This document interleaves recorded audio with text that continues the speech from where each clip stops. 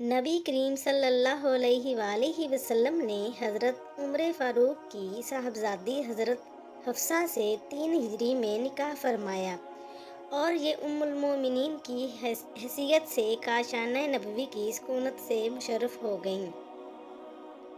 ये बहुत ही शानदार, बुलंद हिम्मत और सखावत शुआर खातून हैं। हक गोई, हाजिर जवाबी और फहम फरासत में अपने वालिद बुजुर्गवार का मिजाज पाया था। अक्सर रोज़ादार रहा करती थीं और तिलावत कुरान मजीद और दूसरी किस्म किस्म की इबादतों में मसरूफ़ रहा करती थीं। इनके मिजाज में कुछ सख्ती थी, इसीलिए हज़रत उमर हर वक्त इस फिक्र में रहते थे कि कहीं उनकी किसी सख्त कलामी से हुज़ूर सल्लल्लाहु अलैहि वसल्लम की दिल आज़ारी न हो जाए। चुनाचे आप बार बार उनसे फरमाया करते थे कि ए हफ्सा, तुमको जिस चीज़ की ज़रूरत हो मुझसे तलब कर लिया करो, खबरदार कभी हुज़ूर से किसी चीज़ का तकाजा न करना। ना हजूर सल्लल्लाहु अलैहि वसल्लम की कभी हरगज़ दिल आज़ारी ना करना, वरना याद रखो कि अगर हजूर तुमसे नाराज़ हो गए तो तुम खुदा के गज़ब में गिरफ्तार हो जाओगी। ज़िंदगी में भी एक वो दिन आया कि जब उनकी बेटी हज़रत हफ्सा को तलाक हुई। आप टूट कर रह गए, क्योंकि तलाक देने वाला कोई आम इंसान नहीं बल्कि सारी कायनात के रसूल हुज़ूर सल्लल्लाहु अलैहि वसल्लम थे। बुखारी शरीफ में इस वाक़या को बहुत तफसील से बयान किया गया है। हज़रत उमर खुद ही फरमाते हैं कि ये उन दिनों की बात है कि जब मैं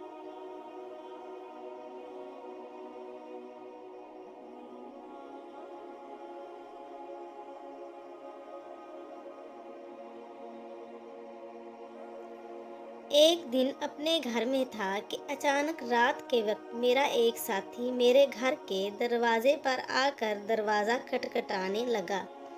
वो इतनी ज़ोर ज़ोर से दरवाज़ा खटखटा रहा था कि मैं डर गया कि आखिर क्या मामला पेश आ गया है। मुझे तो लगा कि शायद पास के यहूदियों ने मदीना पर हमला कर दिया है।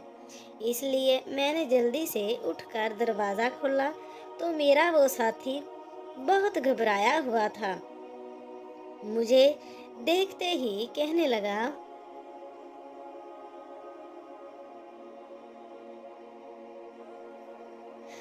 कि इससे भी ज़्यादा बड़ा हादसा हो गया है। हुज़ूर सल्लल्लाहु अलैहि वसल्लम ने अपनी तमाम बीवियों को तलाक दे दी है। तो हज़रत उमर बहुत ज़्यादा घबरा गए और जल्दी से रात ही में मदीना की तरफ दौड़े। सबसे पहले हज़रत उमर अपनी बेटी हज़रत हफ्सा के घर में गए। वो अकेली बैठी रो रही थीं। हज़रत उमर ने उन्हें देखते ही कहा कि ए हफ्सा, क्या हुज़ूर सल्लल्लाहु अलैहि वसल्लम ने तुम्हें तलाक दे दी है? तो हज़रत हफ्सा ने जवाब दिया कि मुझे नहीं मालूम, बस हुज़ूर सल्लल्लाहु अलैहि वसल्लम हम सभी से नाराज़ होकर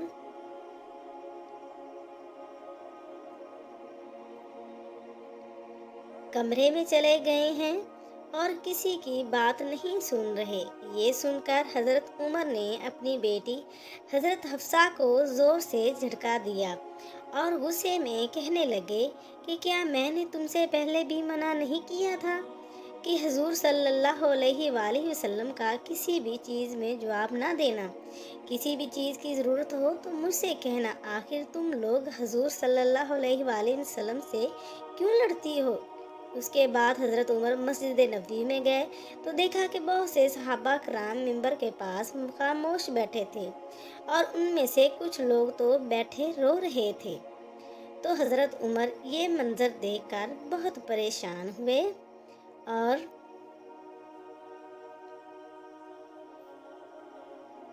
और फिर हुज़ूर सल्लल्लाहु अलैहि वसल्लम के दरवाज़े पर जाकर दस्तक दी, लेकिन खादिम ने आकर बताया कि हुज़ूर सल्लल्लाहु अलैहि वसल्लम ने कोई जवाब नहीं दिया। आखिर हज़रत उमर खामोश होकर मस्जिद में सहाबा कराम के पास आकर बैठ गए, लेकिन अंदर से दिल बेचैन था, इसलिए फिर से उठे اور خادم سے جا کر کہا کہ حضور صلی اللہ علیہ وآلہ وسلم سے کہو کہ عمر آپ سے ملنا چاہتے ہیں۔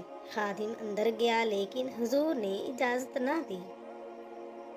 حضرت عمر پھر سے صحابہ کرام کے پاس آ کر بیٹھ گئے، لیکن دل میں ایک بے چینی تھی، اس لیے پریشان ہو کر پھر سے اٹھے اور خادم سے کہا کہ حضور صلی اللہ علیہ وآلہ وسلم سے کہیے کہ عمر آپ سے ملنے کی اجازت چاہتے ہیں۔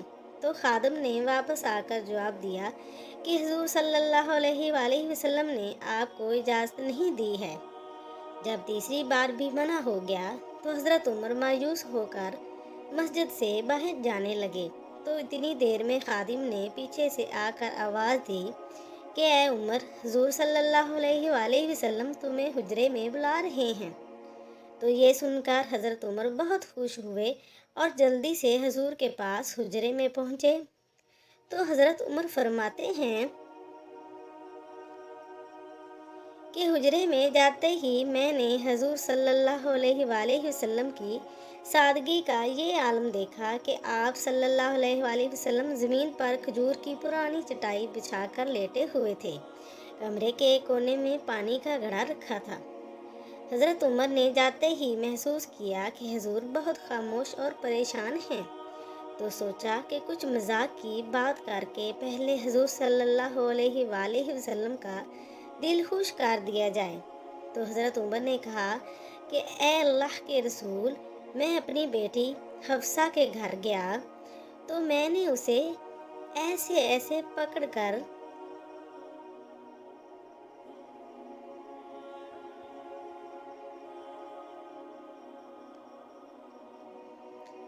گھسیٹا۔ اس وقت حضرت عمر نے یہ بات ایسے انداز میں بیان کی کہ حضور صلی اللہ علیہ وآلہ وسلم کو ہنسی آ گئی۔ حضور صلی اللہ علیہ وآلہ وسلم کو مسکراتا دیکھ کر حضرت عمر نے پوچھا کہ اے اللہ کے رسول، کیا آپ نے اپنی بیویوں کو طلاق دے دی ہے؟ تو حضور صلی اللہ علیہ وآلہ وسلم نے جواب دیا کہ نہیں اے عمر، میں نے طلاق نہیں دی۔ حضرت عمر فرماتے ہیں کہ یہ سنتے ہی میرے دل کو بہت سکون ملا اور باہر آ کر میں نے سبھی کو اس بات کی خبر دی تو صحابہ کرام کی جان میں جان آئی۔ اس طرح حدیث کی کتابوں میں حضرت حفصہ کے طلاق کے بارے میں ایک اور بات ملتی ہے کہ ایک بار حضور صلی اللہ علیہ وآلہ وسلم نے حقیقت میں انہیں طلاق دے دی، لیکن وہ طلاق رجعی تھی، مطلب صرف ایک ہی طلاق دی تھی۔ کیونکہ شوہر کو 3 طلاق دینے کا اختیار ہوتا ہے، اس لیے اگر وہ 3 طلاق کی جگہ صرف ایک ہی طلاق دے تو وہ جب چاہے اپنی بیوی کو چھو کر اسے اپنے نکاح میں واپس لا سکتا ہے۔ تو حضور صلی اللہ علیہ وآلہ وسلم نے حضرت حفصہ کو طلاق رجعی دے دی۔ اب جس وقت حضرت حفصہ کو طلاق ہوئی تو ان کا رو رو کر برا حال ہو گیا، اور جب ان کے والد حضرت عمر کو یہ خبر پہنچی تو آپ اتنا زیادہ پریشان ہوئے کہ زمین سے مٹی اٹھا کر اپنے سر پر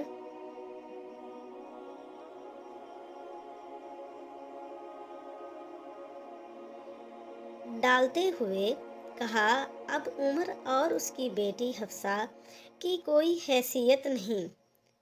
حضرت حفصہ کے رشتہ دار جب حضرت عثمان کو یہ خبر ہوئی تو وہ جلدی سے حضرت حفصہ کے پاس پہنچے اور کہنے لگے کہ اے حفصہ، آخر یہ حادثہ کیسے پیش آ گیا؟